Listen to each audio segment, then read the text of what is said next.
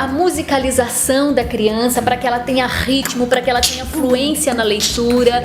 Além disso, eu vi um trabalho, né, em que eles integram o trabalho da leitura com um trabalho de música. Aprende ritmo, eles têm integrado tudo isso. Recentemente, o Fantástico exibiu um trecho de um documentário da BBC que apresentava um experimento com um bebê. Foram espalhadas várias câmeras por uma casa e gravadas mais de 200 mil horas do primeiro ano e meio de um bebê na companhia de seus pais. E o objetivo desse experimento era registrar o momento em que o bebê aprende a falar as primeiras palavras e também levantar hipóteses sobre o que o levou a fazer isso. Conclusão: a entonação e o ritmo empregados pelos pais ao falar ajudam o bebê a segmentar o sinal de fala em unidades linguísticas e são determinantes para que o bebê aprenda a falar. Mas isso tinha um objetivo: flagrar o momento exato em que o bebê aprende a falar. Isso também acontece através da repetição. E não é que deu certo? Através do som e da entonação, o bebê faz a associação com o objeto. A conclusão do estudo é que o ritmo das palavras é fundamental para o aprendizado. Muito bem, num outro experimento, bebês foram expostos a músicas e foi avaliada então a capacidade deles de se movimentar de acordo com o ritmo. Bebês são sensíveis ao ritmo e conseguem sim perceber diferenças entre padrões rítmicos. E você quer um exemplo disso? Pesquisas dos anos 70 já mostravam que bebês de apenas 2 meses são capazes de perceber quando uma série de batidas contínuas com intervalos regulares sofre uma pequena mudança na pulsação. Isso é incrível, é fantástico, não é mesmo? As mães vão usar tampões nos ouvidos e bloqueadores de som para não ouvir o que a gente vai tocar. Isso é para impedir que as mães se mexam e influenciem os bebês. Olha que gracinha!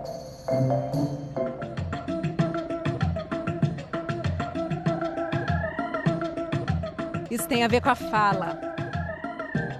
Outra conclusão é que quanto mais um bebê se mexe com os ritmos, melhor o desenvolvimento da comunicação. Em 2013, neurocientistas de uma universidade norte-americana, percebendo o ritmo como parte integrante da linguagem, constataram que adolescentes com um senso rítmico mais aguçado, em geral, têm melhores respostas neurais à linguagem oral e têm mais facilidade para ler. Por isso, essas crianças mais crescidinhas, na faixa dos 6 anos, têm aulas de música para ajudar nos problemas de fala. As partes do cérebro que mexem com o ritmo e com a fala são muito próximas. Aprender música potencialmente pode ajudar o desenvolvimento. Em 2012, quando eu comecei a trabalhar com as crianças lá da escola de minha mãe, eu já tinha intuído isso. Além disso, eu vi um trabalho, né, em que eles integram o trabalho da leitura com um trabalho de música, com música erudita, com música clássica, que sensibiliza as crianças, que eleva intelectualmente, que aumenta, expande o horizonte intelectual das crianças, né? Que permite às crianças um autocontrole, aprende a ouvir, aprende ritmo, eles têm integrado tudo isso. Olha, é realmente raro.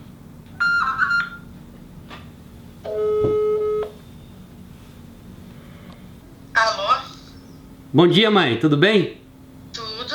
Mãe, quando que eu comecei os meus trabalhos lá na escola? Filho, foi em 2012, em maio de 2012. Maio de 2012? Sim, maio de 2012. Ah, então tá bom, mãe. Muito obrigado. Tchau. Imagina, tchau, beijo. Bom, os neurocientistas que eu acabei de mencionar fizeram lá alguns testes com adolescentes e descobriram que aqueles que conseguiam acompanhar batidas de um metrônomo com mais precisão eram os mesmos que se saíam melhor em testes de leitura e de atenção.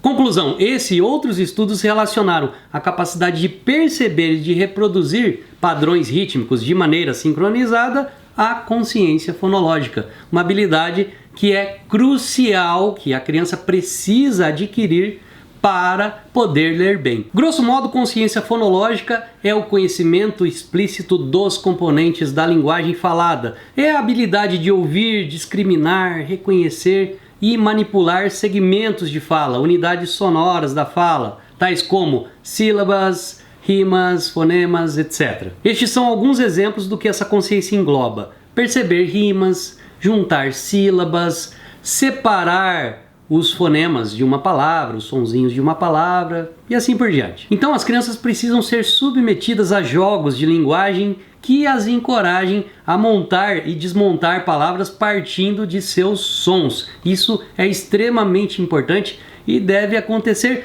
antes de as crianças aprenderem as letras e seus nomes. Muito bem, se a habilidade de discriminar e manipular segmentos da fala é tão importante para a aquisição da leitura, da escrita, etc., as pesquisas de que falei há pouco mostram que crianças entre 4 e 10 anos que tinham uma certa familiaridade com padrões rítmicos, preste atenção nestes dados, que tinham uma certa familiaridade com padrões rítmicos e conseguiam reproduzi-los com precisão, se saíam melhor nos testes de consciência fonológica. Além disso, eu vi um trabalho, em que eles integram o trabalho da leitura com um trabalho de música. Aprende ritmo, eles têm integrado tudo isso. Mais uma vez, a minha intuição estava certa. Muito bem, professor Carlos, eu já entendi que o ritmo é fundamental para a formação de bons leitores, mas o que eu devo fazer com o meu filho para que ele adquira essa familiaridade com o ritmo, com certos padrões rítmicos? Bom, esse é um assunto bastante complexo, mas eu sigo aqui uma orientação do professor Robson Porelli, inclusive há um artigo no blog tratando desse assunto. Evite matricular seu filho numa escola de música em que ele vai aprender um instrumento musical. Primeiro, ele precisa ser exposto a canções, a escuta de músicas dos mais variados gêneros e estilos, para que com o passar do tempo, depois de muita aculturação, ele comece a imitar aquilo que ele ouve por meio do movimento e do canto. Então, eu recomendo que você crie um ambiente em sua casa de aculturação, expondo seus filhos à escuta de músicas, para que no futuro eles comecem a imitar padrões tonais e padrões rítmicos usando o próprio corpo. As partes do cérebro que mexem com o ritmo e com a fala são muito próximas. Então, antes mesmo de conhecer todos esses estudos a respeito das relações entre música e linguagem, eu intuí muitas dessas coisas. Durante muito tempo, eu dei aulas de violão clássico para iniciantes, de guitarra, toquei viola de arco em orquestras. E quando fui à escola de minha mãe, foi muito fácil perceber que as crianças, no momento da leitura, não possuíam uma pulsação regular, não possuíam um repertório de padrões rítmicos, e foi justamente por isso que eu comecei a fazer adaptações da abordagem fônica lá na escola de minha mãe, bem no começo do meu trabalho com as crianças. E foi lá na escola de minha mãe que eu integrei essas duas áreas, convidando o professor Robson Porelli, que ministra um bônus sobre educação musical no meu curso Ensine Seus Filhos a Ler Pré-Alfabetização. Ele trabalhou comigo lá na escola e nós começamos então a elaborar, a criar, a desenvolver exercícios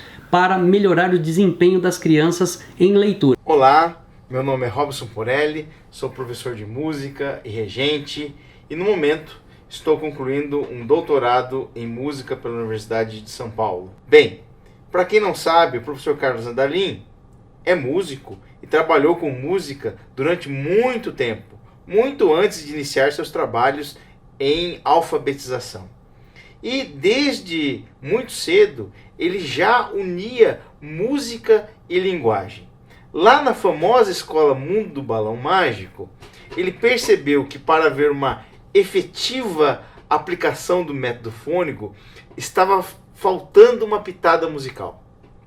Então ele colocou uma pitada musical e principalmente uma pitada rítmica, unindo palavras e sons, fazendo exercícios rítmicos de leitura. Existe sim uma relação entre ritmo e alfabetização. Porém, nós não sabíamos ainda como isso acontecia.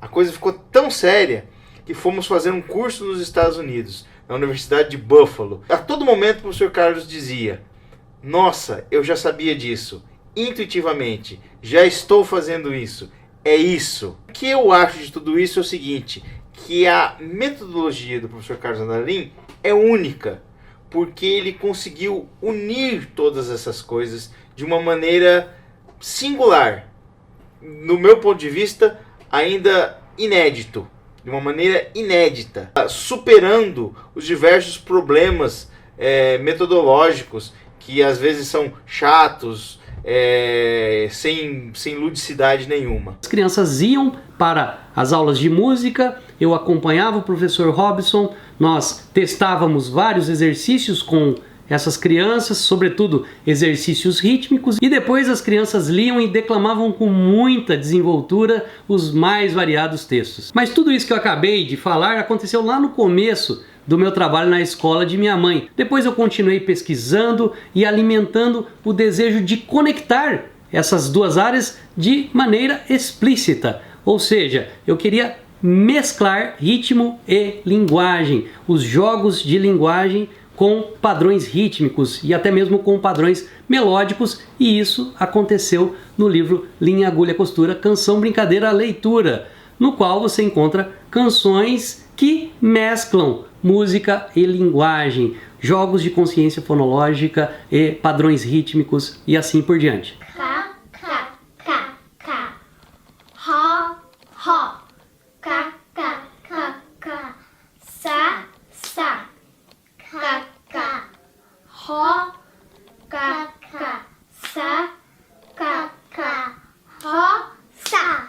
Então veja, se de um lado as pesquisas dizem que a educação musical, a educação rítmica é fundamental para a formação de bons leitores, para que as crianças tenham um alto desempenho em exercícios, em testes de consciência fonológica, de outro lado, não há hoje materiais que façam a integração entre música e linguagem. Nessas pesquisas, por exemplo, eu não encontrei referências claras sobre quais são os melhores métodos para o ensino de ritmo. Então é uma coisa às vezes muito vaga, e foi por isso que eu decidi reunir as duas coisas, música e linguagem, de forma consciente para que as crianças melhorassem o desempenho na aquisição da leitura e da escrita. Não é o meu objetivo aqui esgotar esse assunto, é um tema muito vasto. Lá no meu curso eu abordo com mais detalhes as relações entre música e linguagem, entre ritmo e consciência fonológica,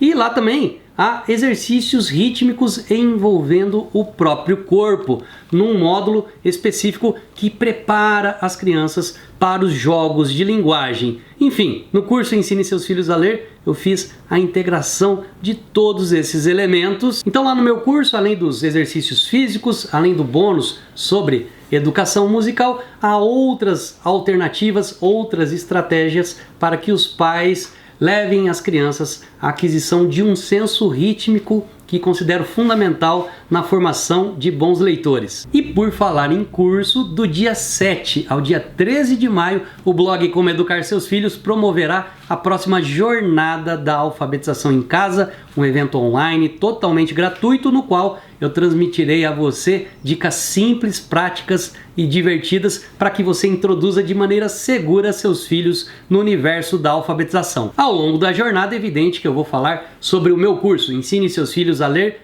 Pré-Alfabetização, uma vez que a jornada é um evento online que precede a abertura da próxima turma de meu curso. Então, se você quer participar da próxima Jornada da Alfabetização em Casa, procure um link que está aqui em cima ou aqui embaixo, clique neste link, cadastre seu e-mail para que você garanta uma vaga na próxima Jornada da Alfabetização em Casa e também receba informações a respeito deste evento online. Então é isso, espero que você tenha gostado deste vídeo, fique com Deus e até a próxima.